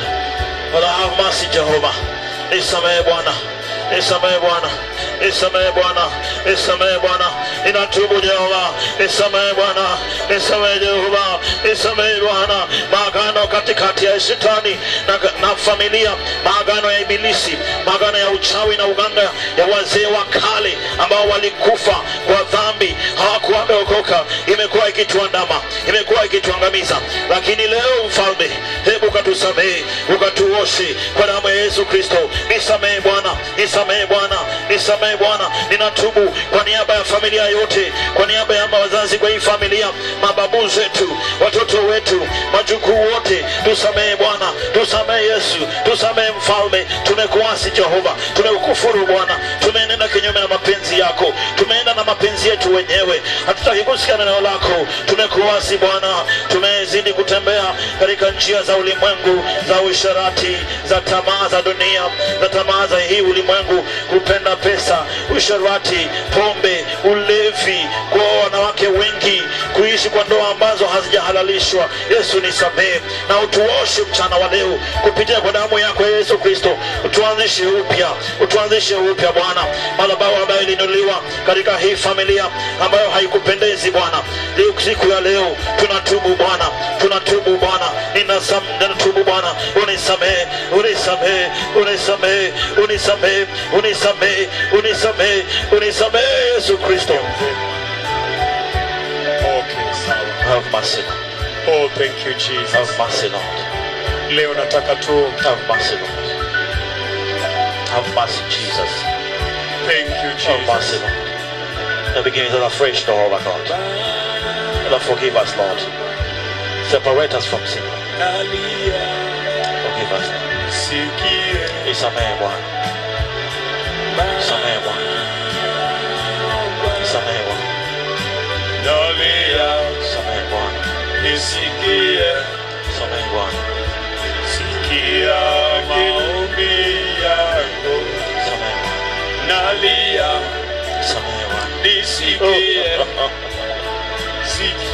sikia kilio changu, nalia, nisikie Baba.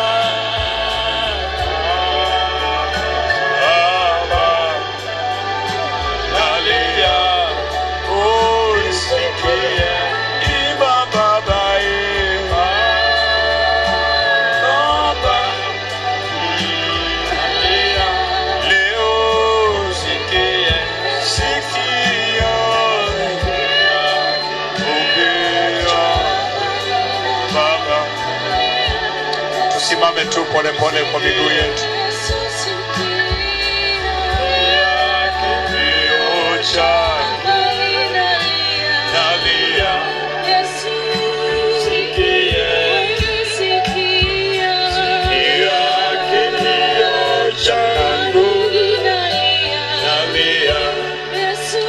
Tusimame wote kwa miguu yetu. Fuezo fureje pia nataka niombe watu. Kama kuna yeyote anataka maombi, sasa mimi nitakuwa naombea watu. Endelea tu kuabudu. Kama kuna jambo ungependa tuombee, ninapoombea hii familia. Unaweza kuja karibu. Karibu tu hapa. Karibu sana. Kama kuna jambo ungependa tuombee, kuja tu, usiogope. Ninapofunga sasa. Asante. Pengine uko kule kuna jambo umemwamini Bwana na ungependa tumlilie Bwana. Kuja. Kujeni tuombe, usiogope. Bwana, leo hii katika boma hili Bwana, inainua familia hii mbele na mahali hapa penye udongo hii misingi ya boma hii Bwana. Leo hii Jehova, rudi katika misingi na kila agano lililofanywa mahali hapa ambayo si yako Jehova, ambayo haikufurahishi. Ikiwa kuna agano Bwana iliyofanywa katika anga, ilifanywa makaburini, ilifanywa kwenye misitu, ikiwa kuna damu ya wanyama ambayo ilimwagwa Bwana, leo Jehova tuna cancel kupitia kwa mamlaka ya damu ya Yesu Kristo. Na leo Bwana, ruhusu damu ya Yesu ikajenge foundation mpya. Ruhusu damu ya Yesu ikaanze upya na hii familia Bwana. Ruhusu damu ya Yesu ikarejeshe mandoa, kila ndoa ambayo inapitia changamoto, kila ndoa ambayo inatingizika Bwana, leo hii tumeliitia damu ya Yesu Bwana. Wacha mandoa bariki mandoa Bwana, bariki jamii, wale ambao wana makazi Bwana wafungue leo, bariki na makazi, wale ambao Jehova wamefinyiliwa chini, leo ni siku kuu. Tumekuona Bwana, asante mwana wa Daudi, ni wewe tumekuita, mikono yetu tukiwa tumainua, tukiwa tuna nguvu, tumekuita leo. Jamii hii inaifunika na damu ya Yesu, jamii hii inaifunika na damu ya Yesu. Wamama waliokataliwa Jehova, leo hii unawakumbuka. Wote waliolemewa na madeni, leo hii unawakumbuka. Wote walioavya mimba, wanaotokwa na damu, walio na shida Bwana, walionyongwa na mapepo, leo hii Bwana unawakumbuka. Bwana, wote unawakumbuka. Kuwatuma lango Bwana, rehema za mkombozi Yesu ikaingia mwaka huu, ukiwa mwaka wa 2025 Bwana, tunaanza na wewe. We are beginning with you, Jesus. Remember this family, Jesus. Remember this family, God. Inarudi kinyume Bwana, naitisha tu damu ya Yesu ikanene kinyume na madhabahu za ulevi, madhabahu za ulevi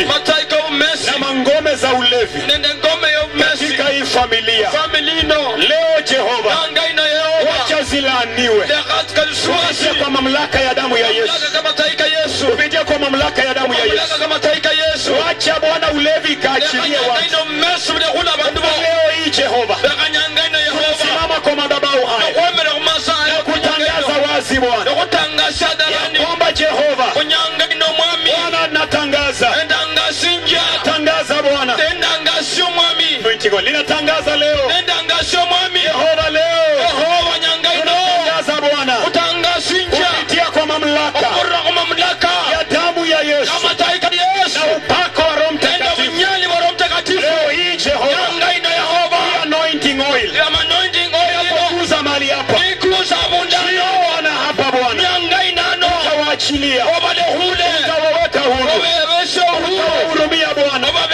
Neno lako linasema ya kwamba siku hiyo nira itang'oka mabegani mwenu kwa sababu ya upako wa Roho Mtakatifu. Jehova, leo hii wacha tu tukainulie Bwana madhabahu haya katika hii boma Bwana. Bwana ya kwamba madhabahu ambayo tunakuinulia hapa itanena kinyume na madhabahu ya waganga, italeta kinyume Bwana, italeta chini Bwana madhabahu ya wachawi, madhabahu ya ulevi, laana ya mababu. Leo hii Jehova, kijiji mzima kwa huru Bwana, maana umeachilia uponyaji. Leo ninatangaza kama mhubiri, na kama askofu, Jehova, ninatangaza ya kwamba yeyote Bwana atakayerudi kwa pombe, wacha atapike mpaka damu. Nisikie vizuri leo, ninatangaza na nikirudi, wacha atapike mpaka damu. Usimuue, wacha atapike mpaka damu, kaburi, lakini usiruhusu akaingia. Ndio jina lako likaheshimiwe, Mungu wa manabii wakaheshimike mahali hapa. Jina lako libarikiwe. This is the anointing oil. And Jehovah, we ask you, like you have always allowed us to use this during baptism, Lord, that this anointing oil is now sanctified and consecrated. That as it touches this place, may it be just a symbol of deliverance, that you have delivered this place, and that you have raised these people, and that you have delivered the entire of this family. My Father, we claim, tunadai Bwana moyo wa mzee wa iboma kwa Yesu Kristo. Kuanzia leo sasa yeye ni mhubiri. Leo yeye ni mhubiri. Utamnyang'anya amani kwa damu. Wacha akose amani usiku na mchana. Utakatifu wako. Leo hii Mungu wa mbinguni, umetanguliza Mungu wa manabii, tuma manabii wako wakatangaze katika nchi toba na utakatifu. Bwana, usituache tudhihirishe Bwana ya kwamba wewe ni Mungu. Jina lako libarikiwe. Leo Jehova, katika hii familia, katika as this anointing touches down, Jehovah, we raise the altar of the Lord in this particular place, in the mighty name of Jesus. As this anointing oil touches the ground, ground is dedicated, this ground is set apart. No drunkenness. Jehovah will be worshipped here. Jesus will be worshipped here. In the mighty name of Jesus. No more pain, no more shame. Remember this family today, Jehovah. tuna consecrate tunaweka wakfu in the mighty name of katika Jesus. jina kula Yesu. This place will produce Mahali preachers. hapa itazaa, This place mahali hapa will produce priests itazaa makuhani after the Lord's heart. katika moyo wa In the Mungu mighty name of katika Jesus. jina kula Yesu. This place, everlasting Father, Mahali hapa Baba wa you will mbinguni, speak to this family. utanenea familia Now hii. generational curse Takuta kwa is over now. Is over now. sasa imeisha. Hakuna deni sasa. Hakuna sasa deni, Tunalipana. tunalibana. Hakuna deni sasa. Sasa madeni Deni Yesu amelipa leo. Yesu alipre ni deni. Amelipa leo. Alipre ni deni. And we have poured the entire Na sasa tunamwaga kwa yote. rehema za Yesu Kristo. Kumkose kwa mami Yesu. Pokea sifa. Tuona sifa. Pokea na heshima. Tuona heshima. Vigelegele kwa Jehova. Vigelegele kwa Yesu. Vigelegele kwa Bwana. Vigelegele kwa Bwana. Sikiza vizuri. Sasa ulivyoulai. Bwana wabariki sana. Dear B. Horace, we thank you and we welcome you again. It will be another village. You belong to Nkoyonzo. Yes, you are always welcome. And we are going to organize almost every month if it is possible, if the Lord allows. Amen. Thank you for coming and thank you for accepting to serve the Lord in this land. Amen.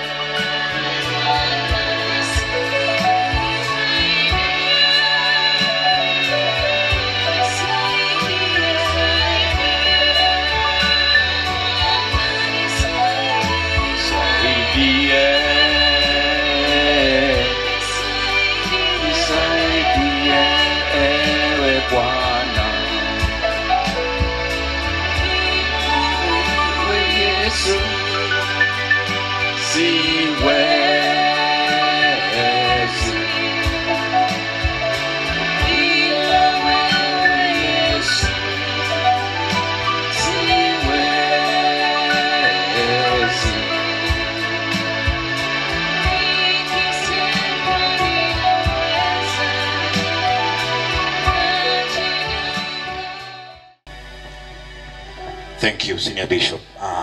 Yes, Bwana Yesu asifiwe sana. Chukua muda mfupi sana. Ninaenda kuchukua dakika moja tu ama less than that. Siku ya leo nimeokoka, Yesu ni Bwana kama mwokozi wa maisha yangu. Mwami Yesu yatombwe. Yatombwe handi. Sie ndindo msangari kabisa.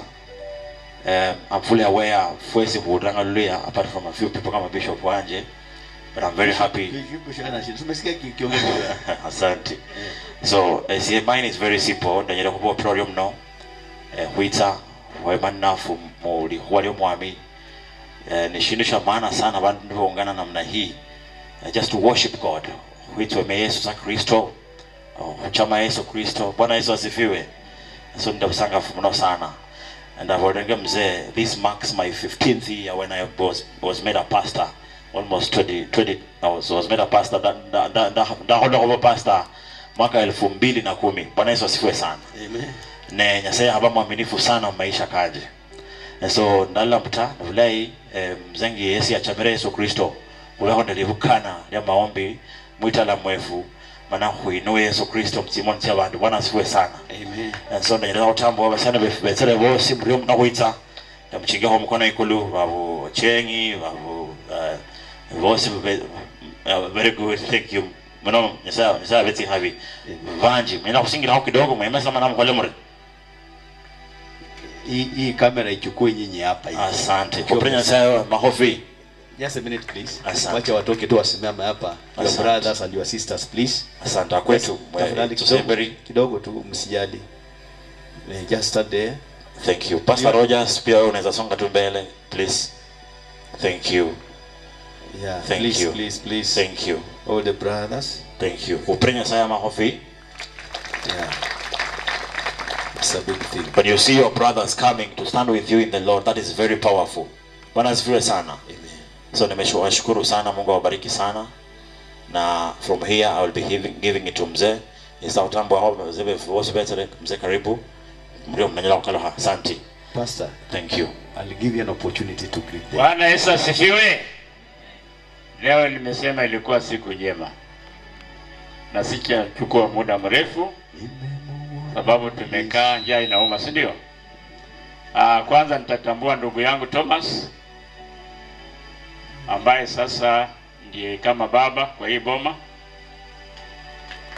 Amen. Nitatambua Wanyakufiala, wale ambao wamezaa bibi yangu wako hapa. Simameni. Wow. Wamekuja kutoka Makuara. Watu wazuri walileta bibi mzuri. Pia natambua abakwe banje abamutiru.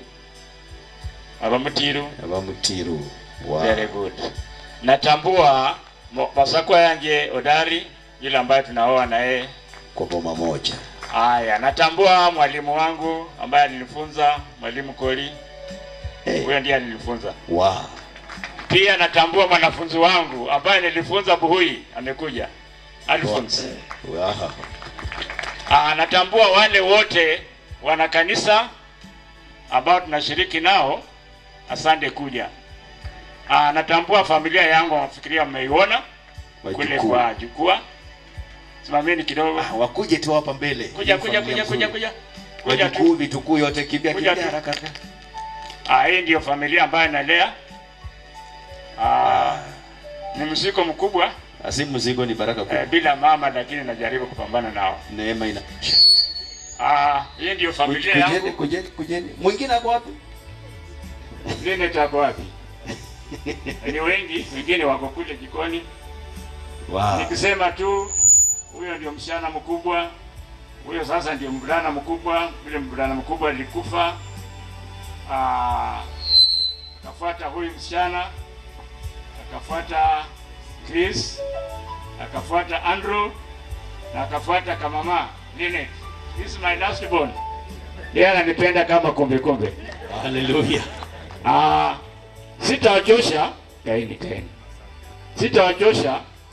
Tumekuwa na injili nzuri sana. Lakini wakati nilikuwa najaribu kuinvite wenzangu, kuna mtu alisema, watasema sasa umeingiza majini. Umeingiza nini? Kama kuna majini kwa hii boma, si imechomwa? Hii ilikuwa tu maombi ya shukrani. Vile Kristo amesema, ni karibu miaka 10 na baada ya kupata upasta. Na amesema lete ushiriki wapi? Nyumbani. Ni makosa? Hapana. Kwa hivyo nashukuru nyote ambao mmekuja kushiriki na mimi. Kwamba huu ni mji wa wachungaji tu. Amen. Hakuna boma ambalo hakuna mchungaji. Hapa kuna mchungaji. Ukiteremka hapo kuna catechist pale, kuna watumishi wa father pale. Ukiteremka chini, boma ya chini, kuna catechist pale anapiga injili pale kwa madhabahu kule Catholic. Ukienda hivi unapata Daudi. Wacha tuombe. Tusimame tunapoomba. Tuamini. Baba Mungu, katika jina la Yesu, tunakushukuru mchana wa leo, adhuhuri hii Jehova. Kwa maana Mungu umetutembelea, umetunenea Jehova, umetuokoa, umetukomboa, tunasema ni asante. Tulipoanza Jehova tulikuuliza ruhusa ya kuwa pamoja na wewe. Asante Roho Mtakatifu, umetufundisha, umetushauri. Ninaomba katika jina kula Yesu Kristo. Neno lako linasema, neno lako halipiti bure, bali Jehova wewe hulifuatilia ukaweze kukamilisha ile kusudi ambao ulikusudia. Neno lako limepita katika mji huu Jehova. Naomba Bwana ukafuatilie hili neno katika mioyo ya watu. Roho Mtakatifu kaleta ushawishi mkubwa ndani ya mioyo ya watu Jehova. Bwana Mungu wa majeshi, kanyoosha mkono wako kawaleta wote katika ufahamu wa Kristo Yesu. Kila mmoja tukaweze kuelewa majira na nyakati ambayo tunaishi, nyakati na majira ya kiunabii, nyakati na majira ya kujiandaa kwa ajili ya kuja kwa Yesu Kristo. Ya kwamba Jehova, kutoka katika kijiji hiki Bwana, unaenda kujitwalia bi harusi mtakatifu wa Kristo Yesu. Nasema ni asante Jehova kwa kila mmoja ambaye amefika. Wanapoondoka kurudi nyumbani Jehova, na wakabidhi mikononi mwako, nikiwafunika kwa damu ya Yesu Kristo, nikiomba ulinzi wako Baba pamoja nao Mungu wa Israeli.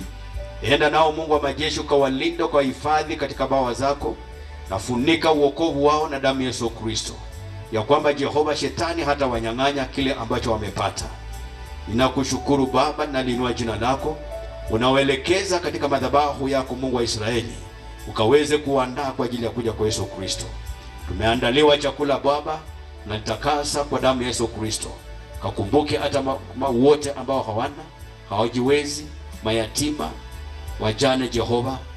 Baba Mungu, unawatwalia hata jioni ya leo. Napokea chakula hiki kwa shukurani, kwa sababu ni ibada ya shukurani. Katika jina kula Yesu Kristo tumeomba na hata kushukuru.